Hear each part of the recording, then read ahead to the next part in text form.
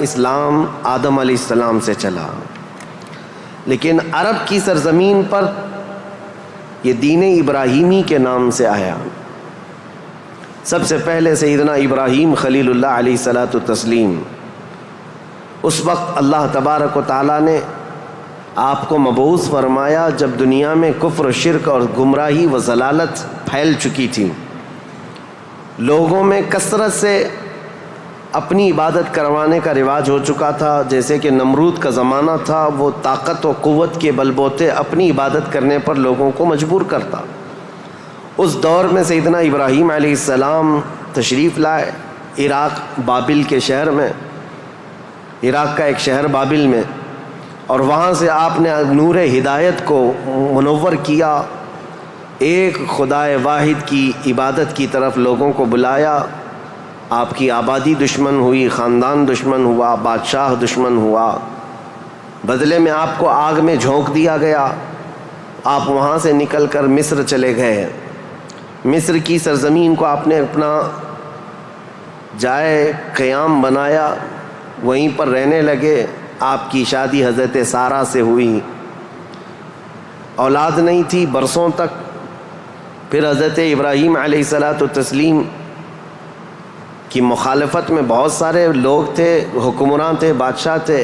ایک وقت ایسا آیا کہ مصر کا ایک بادشاہ جو آپ کی مخالفت میں بہت زیادہ آگے تھا، لیکن اللہ تعالیٰ نے اس کے سینے کو نور ہدایت سے روشن کیا، پھر وہ آپ کی عزت و تکریم کیا۔ پھر اس بادشاہ نے اپنی بیٹی ہاجرہ کو ابراہیم علیہ السلام کے ساتھ بیاہ کر دیا۔ شروع سے میں تاریخ میں چل رہا ہوں، سب کو ذہن حاضر رکھنا ضروری ہے کہ حضرت ابراہیم علیہ السلام کو حضرت ہاجرہ دوسرے نکاح میں آئیں، یہ بادشاہ کی بیٹی تھیں، اور ہوا یہ کہ دو بیویاں ایک گھر میں رہیں، معاملات الگ ہو جاتے ہیں۔ تو جب معاملات بدلنے لگ گئے تو حضرت ہاجرہ کے گھر میں ایک بیٹا پیدا ہوا جو حضرت اسماعیل علیہ السلام ہے۔ تو حضرت ابراہیم علیہ السلام کو حکم الہی ہوا کہ اس ماں اور بیٹے کو الگ رکھا جائے اور پہلی بیوی کو الگ رکھا جائے۔ تو ابراہیم علیہ السلام حضرت سارہ کو مصر میں ہی چھوڑ دیے اور حضرت ہاجرہ اور حضرت اسماعیل علیہ السلام کو لے کر عرب کی سرزمین میں داخل ہوئے۔ یہاں سے عرب کی تاریخ شروع ہوتی ہے۔ عرب کی سرزمین کو آباد کرنے والے پہلے انسان ابراہیم علیہ السلام ہیں۔ عرب میں بھی ساری زمین کا انتخاب نہیں، عرب کا جو مرکزی علاقہ تھا وہ مکہ مکرمہ تھا۔ مکہ مکرمہ اور خانہ کعبہ جو آج جہاں پر ہے وہ دنیا کے مرکز میں واقع ہے، سینٹر میں واقع ہے۔ ابراہیم علیہ السلام وہاں تشریف لائے۔ اس وقت کوئی آبادی نہیں تھی، کسی کا گھر نہیں تھا، کوئی مکان نہیں۔ خانہ کعبہ پرانی شکل میں جو فرشتوں کا بنایا ہوا، آدم علیہ السلام کا بنایا ہوا، نوح علیہ السلام کا بنایا ہوا مٹی کی شکل میں موجود تھا۔ ابراہیم علیہ السلام وہاں پر اپنی بیوی اور اپنے بیٹے کو ایک چھوٹا سا گھر بنا کر دے دیتے ہیں، بغیر چھت کا مکان تھا۔ پھر اس کے بعد وہ وہاں سے چلے گئے، پھر دوبارہ آتے رہے جاتے رہے۔ اسماعیل علیہ السلام کی عمر جب سن بلوغت کو پہنچی تو ابراہیم علیہ السلام کو حکم ہوا کہ اس خانہ کعبہ کی تعمیر کی جائے۔ تو ابراہیم علیہ السلام نے اپنے بیٹے حضرت اسماعیل علیہ السلام کے ساتھ مل کر کے خانہ کعبہ کی تعمیر کی۔ آپ کو بانی کعبہ بھی کہا جاتا ہے۔ دو ہی باپ اور بیٹے نے مل کر پورے خانہ کعبہ کی تعمیر کی، اس کی دیواریں اونچی کی، جس کا ذکر قرآن پاک میں بھی موجود ہے۔ اس ایک پتھر پر کھڑے ہو کر کے آپ تعمیر کرتے تھے، جس کو آج مقام ابراہیم کہا جاتا ہے۔ پتھر جیسے جیسے دیواریں بلند ہو جاتا، جب آپ کے اترنے کا وقت ہوتا پتھر نیچے ہو جاتا۔ جب تعمیر مکمل ہو گئی خانہ کعبہ کی تو پھر ابراہیم علیہ السلام نے دعا کی کہ اللہ اس آبادی کو ہری بھری کر دے، شاد و آباد کر دے، اور یہاں رہنے والوں کو ہر قسم کے پھل اور میوہ جات سے تو ان کو رزق عطا فرما۔ آپ کی دعا قبول ہوئی۔ جو بے آباد علاقہ تھا، اب سنیں تاریخ کہاں سے شروع ہو رہی ہے۔ بے آباد علاقہ، کوئی آبادی نہیں تھی۔ ایک قبیلہ آیا جو تجارت کے لیے کہیں کا سفر کر رہا تھا، چونکہ وہاں پر زمزم کا کنواں بھی تھا، تاریخ میں آپ کو پتہ ہے حضرت اسماعیل علیہ السلام کی ایڑیوں سے زمزم کا کنواں نکلا، اور وہ پانی کا سوتا چشمہ ایسا تھا کہ کنٹینیو جاری، بلکہ آج تک جاری ہے۔ تو ایک قبیلہ وہاں سے سفر کر رہا تھا جس کو قبیلہ بنو جرہم کہا جاتا ہے۔ وہ وہاں کی خوبصورتی کو دیکھ کر، وہاں کے پانی کی فراوانی کو دیکھ کر وہیں پڑاؤ ڈال لیے اور وہیں رہ گئے، بس گئے۔ یہ پہلا قبیلہ ہے جو مکہ میں آباد ہوا، قبیلہ بنو جرہم۔ پھر حضرت اسماعیل علیہ السلام نے اسی قبیلے کی ایک لڑکی سے شادی بھی فرمائی، اور حضرت اسماعیل علیہ السلام کے گھر میں 12 بیٹے پیدا ہوئے۔ آپ کی اولاد اب بڑھتی گئی۔ عرب سرزمین میں سب سے پہلی یہ نسل ہے، عرب کو آباد کرنے والی پہلی نسل اسماعیل علیہ السلام کی ہے۔ قبیلہ بنو جرہم کے ساتھ آپ آباد ہوئے مکہ مکرمہ میں۔ اب ان کی نسل اتنی بڑھتی گئی کہ اسماعیل علیہ السلام کے بیٹے تھے نابت، ان کے ہاتھ میں خانہ کعبہ کی تولیت آئی، خانہ کعبہ کی حفاظت اور اس کی ذمہ داریوں کا یہ سارا انتظام آپ کا تھا۔ چند دنوں کے بعد پھر ایسا ہوا کہ قبیلہ بنو جرہم کے لوگوں نے، جو حضرت اسماعیل علیہ السلام کے سسرال تھے، خانہ کعبہ کی تولیت پر انہوں نے قبضہ کر لیا۔ اسماعیل علیہ السلام کی اولاد نے کوئی بھی ان کے ساتھ جھگڑا نہیں کیا، کسی بھی طرح کا برا برتاؤ نہیں کیا، کیونکہ ننیحال کے تھے۔ تو کئی سالوں تک قبیلہ بنو جرہم کا خانہ کعبہ پر قبضہ باقی رہا، لیکن انہوں نے بدعنوانیاں شروع کر دیں۔ خانہ کعبہ کے پاس لوگ جو دور دور سے آتے تھے دنیا میں، حاجی، اس وقت بھی ہر سال حج ہوا کرتا تھا، ان کے ساتھ برا سلوک کرنا، ان سے چڑھاوے لینا، ان سے زیادہ مانگ کرنا، یہ سب چیزیں ہونے لگیں۔ تو پھر حضرت اسماعیل علیہ السلام کی اولاد نے دوبارہ خانہ کعبہ کی تولیت اپنے ذمے لے لی۔ تولیت کہتے ہیں ذمہ داری، جس سے متولی کہا جاتا ہے، جیسے مسجد کا متولی ہوتا ہے، تولیت اسی کو کہتے ہیں، خانہ کعبہ کی خدمت کی ذمہ داریاں۔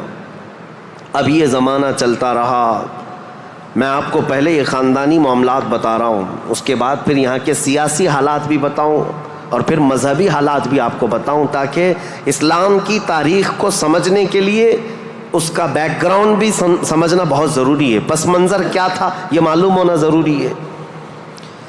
اب اسماعیل علیہ السلام کی اولاد میں عدنان ایک شخص پیدا ہوئے جو آل اسماعیل میں بہت ہی معزز انسان تھے۔ اکثر صحابہ کرام کا اور خود رسول اللہ صلی اللہ علیہ وسلم کا نسب حضرت عدنان تک پہنچتا ہے۔ وہ ہمارے آقا صلی اللہ تعالیٰ علیہ وسلم کے جد امجد بھی ہیں۔ عدنان نے مکہ مکرمہ کی ذمہ داریاں سنبھالی، اور اس کے بعد اب آبادی اتنی بڑھ گئی کہ ان لوگوں کو تجارت کے لیے اور اپنے معیشت کے لیے، اپنے معاش کے لیے دور دور جانا پڑا، مکہ چھوڑ کر کے باہر جانا پڑا۔ آبادی بڑھتی چلی گئی مکہ مکرمہ کی، اور اس کے بعد زمانے کے صبح شام گردش لیل و نہار جس کو کہتے ہیں، آتے گئے ایسے کہ آل اسماعیل علیہ السلام کی اولاد کا قبضہ یا ان کی خدمت کا معاملہ خانہ کعبہ پر ڈھیلا پڑتا چلا گیا۔ پھر کوئی دوسرا قبیلہ آیا، بنو خزاعہ، انہوں نے خانہ کعبہ کی تولیت اپنے حصے میں لے لی۔ اب جو اصل تاریخ شروع ہوتی ہے وہ میں بتانا آ رہا ہوں۔ تو برسوں برس اسی طرح سے گزرتے گئے، اور پھر ایک شخص پیدا ہوئے جن کا نام فہر تھا۔ یہ اسماعیل علیہ السلام کے اولاد میں فہر نام ہے۔ فہر کا ایک لقب تھا قریش، اور یہیں سے قریش خاندان کی ابتدا ہوتی ہے۔ قریش ان کا لقب تھا اور اصل نام تھا فہر بن غالب۔ تو حضرت فہر جو رسول اللہ صلی اللہ علیہ وسلم کے پردادا ہوتے ہیں، یہ پیدا ہوئے اور ان کی اولاد ہوئی، اور اس کے بعد اب قریش خاندان کی ابتدا ہوئی۔ لیکن جگہ جگہ یہ لوگ منتشر ہو گئے، کچھ مکہ میں رہے، کچھ باہر رہے، لیکن خانہ کعبہ کی تولیت کی اور وہاں کا سارا قبضہ جو ہے بنو خزاعہ قبیلے کے ہاتھ میں تھا۔ پھر زمانہ بدلتا ہوا یہاں تک پہنچا کہ اسماعیل علیہ السلام کی اولاد میں یعنی قریش خاندان میں ایک شخص پیدا ہوئے جن کا نام قصی تھا. یہ تاریخ کے بہت اہم آدمی ہیں, بہت اہم ترین شخصیت ہے قصی. ساری سیاست عرب کی وہیں جا کر ختم ہوتی ہے. قصی ایک کلاب کے بیٹے تھے, لیکن ایسا ہوا کہ باپ کا انتقال جلدی ہو گیا. قصی جو ہے بنو عزرہ قبیلے میں ہی پرورش پائے اپنے ننیال میں. جوان ہوئے تو آپ کو بتایا گیا کہ تمہارا خاندان تو اسماعیل علیہ السلام کا خاندان ہے اور خانہ کعبہ کے وہ ذمہ دار رہے ہیں, متولی رہے ہیں. تو وہ اپنے ننیال کو چھوڑ کر کے جب مکہ آئے تو قصی یہ جوان تھے, بھرے جوان تھے. آتے ساتھ ان کے اندر وہ ہنر تھا, پیشانی میں وہ چمک تھی کہ جو دیکھتا دیکھتا رہ جاتا. ظاہر سی بات ہے وہ چمک کسی اور کی نہیں تھی, وہ نور مصطفیٰ کی تھی. قصی نے آتے ساتھ ہی لوگوں کو اپنی طرف مائل کر لیا. لوگ جوق در جوق قصی کے گرویدہ ہو گئے. پھر قصی نے سارے قریش کو جو ادھر ادھر منتشر تھے سب کو مکہ میں جمع کر دیا اور بنو خزاعہ قبیلے کے ہاتھ میں جو خانہ کعبہ کی تولیت تھی اس کو حاصل کر لیا. اب دوبارہ حاصل کرنے کے بعد اب تک مکہ مکرمہ میں یا خانہ کعبہ کی خدمت اور حرم میں جو معاملات چلتے تھے وہ یوں ہی چلتے تھے. جو ذمہ دار ہے اس نے جو دیکھ لیا وہ کر لیا. لیکن قصی نے باضابطہ ڈپارٹمنٹ بنائے, شعبے بنائے, حکومت کا اسٹیبلشمنٹ جس کا طرح ہوتا ہے پورا انہوں نے بنایا. انہوں نے ذمہ داریاں بانٹیں, سقایا, رفادہ, سدانہ, یہ سب نام رکھے گئے ہیں. یعنی انہوں نے شعبے ایسے بانٹ دیے, ڈپارٹمنٹ تبدیل کر دیے گئے کہ یعنی کئی قبیلوں کو جمع کیا مکہ میں اور کہا جب کبھی کہیں جانے کی ذمہ داری ہوگی, جھنڈا اٹھانے کی ذمہ داری, وہ ایک بہت اہم ذمہ داری ہوتی تھی, وہ ایک قبیلے کو سونپ دیا. اور ہر سال جو حاجی آتے ہیں مینا میں ان کو پانی پلانا اور کھانا کھلانا, اس کو سقایا کہا جاتا تھا, وہ ایک قبیلے کی ذمہ داری دے دی گئی. سقایا یہ ڈپارٹمنٹ پوری منسٹری ہو گئی. اور اس کے بعد رفادہ یہ ایک ذمہ داری ہے, جو حاجی آیا کرتے ان کو پیسوں کی ضرورت ہوتی, کہیں دور دراز سے سفر سے آئے ہوتے ان کی مالی مدد کی ضرورت ہوتی, وہ ایک خاندان کے ہاتھ میں دے دیا گیا. یہ رفادہ ایک منسٹری کا نام ہے, وہ اس منسٹری کے ذمہ دار ایک قبیلے کو بنایا.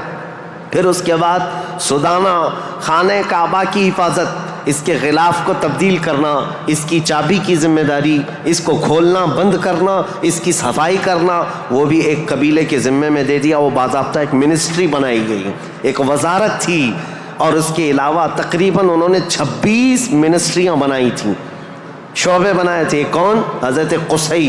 یہ دنیا میں سب سے پہلے اس طرح شعبے جات کو تقسیم کر کے, جیسے ایک جمہوری نظام ہوتا ہے, ایک ڈیموکریسی نظام ہوتا ہے, اس طرح سے آپ نے بنایا. اور حضرت قصی کی یہ مہارت تھی کہ پورے عرب میں آپ کا, بلکہ ہر جگہ آپ کا چرچا ہونے لگا. اور حضرت قصی نے اس چیز کو اتنے اونچے لیول تک لے جا کر وہاں مکہ مکرمہ کو پوری دنیا میں متعارف کیا کہ لوگ یہاں کی خدمتیں دیکھنے کے لیے آیا کرتے تھے. ہر قبیلے کو الگ ذمہ داریاں تھیں.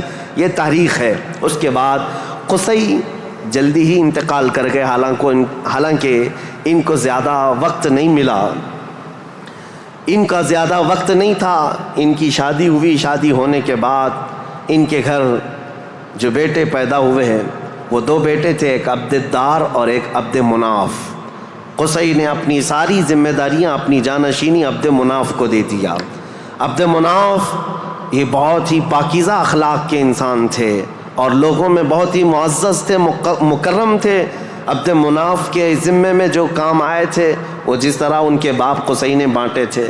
اس کے بعد عبد مناف کے بیٹے پیدا ہوئے جو عرب قبیلوں میں نہیں, قریش خاندان میں سب سے افضل انسان سمجھے جاتے تھے, وہ حضرت ہاشم ہیں. ہاشم, ان کا لقب ہاشم اس لیے تھا کہ یہ اتنے فیاض تھے, اتنے سخی تھے کہ اپنا مال کا اکثر حصہ پورا حاجیوں کو کھلانے میں تقسیم کرتے تھے.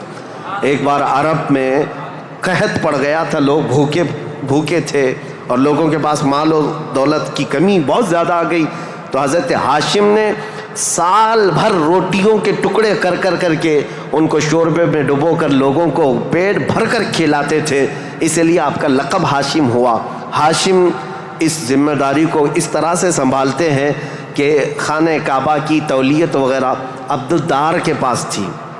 سقایا، رفادہ، جس کو میں ابھی نام دے کر کے جو منسٹریاں بتایا کہ یہ الگ الگ قبیلوں کے ذمے تھی، تو عبدالدار جو ایک ان کے پردادا کے ہی خاندان میں لوگ تھے، انہوں نے بدعنوانیاں شروع کی تھیں، ٹیکس لگایا، حاجیوں سے پیسہ لیا.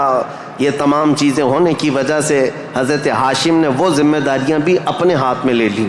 اب قریش خاندان میں حضرت ہاشم کے پاس جو ذمہ داریاں تھیں وہ یہ تھیں کہ آپ رفادہ یعنی حاجیوں کو مالی مدد دینے کے بھی آپ ہی ذمہ دار تھے، سقایا مینا میں حاجیوں کو پانی پلانے کے ذمہ دار بھی آپ ہی تھے، اور سدانہ خانہ کعبہ کی چابی اور کلید بردار جو کہتے ہیں وہ بھی ذمہ داریاں آپ نے لے لی تھیں.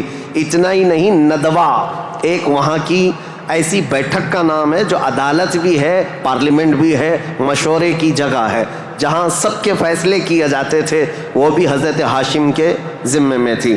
حضرت ہاشم ان کا بھی معاملہ ایسا ہوا کہ انہوں نے شادی فرمائی اور ان کے ہاں ایک ہی بیٹا پیدا ہوا جن کا نام شیبہ تھا. حضرت ہاشم کے گھر ایک بیٹا پیدا ہوا شیبہ، اور اس کے بعد حضرت ہاشم کا انتقال ہو گیا. شیبہ بچپن میں ہی اپنے باپ سے محروم ہوئے، اور ان کے چچا تھے مطلب جن کا نام تھا، ہاشم کے بھائی، سگے بھائی تھے. مطلب نے یہ شیبہ کو گود لے لیا اور پرورش کی، اور اتنی اچھی پرورش کی کہ لوگ جو ہے شیبہ کو ان کے اصلی نام کی بجائے مطلب کا غلام یا مطلب کا بیٹا کہتے ہوئے عبد المطلب ہی کہنے لگ گئے. یہ عبد المطلب میرے آقا صلی اللہ تعالیٰ علیہ وسلم کے سگے دادا ہیں. عبد المطلب ان کا اصل نام شیبہ ہے. اب یہ خانہ کعبہ کی تولیت کی ذمہ داری سب سے لمبے عرصے تک سنبھالنے والے یہی ہیں. کافی لمبا ٹائم ان کو ملا. عبد المطلب کے زمانے میں ہی وہ اصحاب فیل کا واقعہ پیش آیا جو ابرہہ بادشاہ خانہ کعبہ کو ڈھانے آیا تھا، یہ حضرت عبد المطلب کے زمانے میں پیش آیا. حضرت عبد المطلب کے بھی تقریباً کافی اولاد ہوئیں، بیٹے ہوئے 12 کے قریب ان کی بھی اولاد ہوئیں. آپ نے ایک منت مانی تھی کہ اگر میں اپنے سارے بچوں کو جوانی کے حالت میں دیکھ لوں تو ان میں سے ایک بیٹا اللہ کی راہ میں قربان کر دوں گا. جب سارے بچے آپ کے جوان ہو گئے تو حضرت عبد المطلب خانہ کعبہ کے پاس گئے، اور اس کے بعد آپ نے قرعہ اندازی کی اپنے بیٹوں کے نام نکال کر کے کہ کس بیٹے کا نام نکلے گا جس کو قربان کیا جائے. تو آپ نے جب قرعہ اندازی کی تو آپ کے چھوٹے بیٹے حضرت عبداللہ کا نام نکلا. قربانی کے لیے حضرت عبداللہ کا نام نکلا. حضرت عبد المطلب کے وہ سب سے زیادہ محبوب تھے، نور نظر تھے. آپ نے سارے لوگوں سے مخاطب ہو کر کے کہا کہ اس مسئلے کو کیسے حل کریں. تو سارے لوگوں نے کہا کہ اللہ رب العزت کے معاملات اللہ کے حوالے اس کو چھوڑ دو. پھر آپ نے خواب میں دیکھا کہ اس کا معاملہ ایسا ہے کہ اپنے اس نور نظر محبوب بیٹے کی قربانی کی بجائے ان کی جگہ 100 اونٹ قربان کر دیے جائیں. تو 100 اونٹ قربان ہوں گے لیکن آپ کے بیٹے کی قربانی بھی مان لی جائے گی کہ آپ نے بیٹے کو بھی قربان کیا. آپ نے حضرت عبداللہ کی جگہ پر 100 اونٹ قربان کیے. اسی لیے تو میرے آقا صلی اللہ علیہ وسلم نے ایک حدیث میں فرمایا ہے انا ابن الذبیحین، اے لوگوں میں 2 ذبیحوں کا بیٹا ہوں. ایک ذبیح اسماعیل علیہ السلام ہے، دوسرے ذبیح میرے باپ عبداللہ ہیں. یہ رسول اللہ صلی اللہ علیہ وسلم نے فرمایا کہ اب یہ حضرت شیبہ عبد المطلب، حضرت عبد المطلب جو خانہ کعبہ کی تولیت کو سنبھالتے رہے، یہ تاریخ یہاں تک آئی. آل اسماعیل ہیں، یہ اسماعیل علیہ السلام کی اولاد. تاریخ کو میں نے شروع کیا تھا حضرت ابراہیم علیہ السلام سے، پھر اب حضرت عبد المطلب رضی اللہ تعالیٰ عنہ خانہ کعبہ کی تولیت سنبھالتے رہے.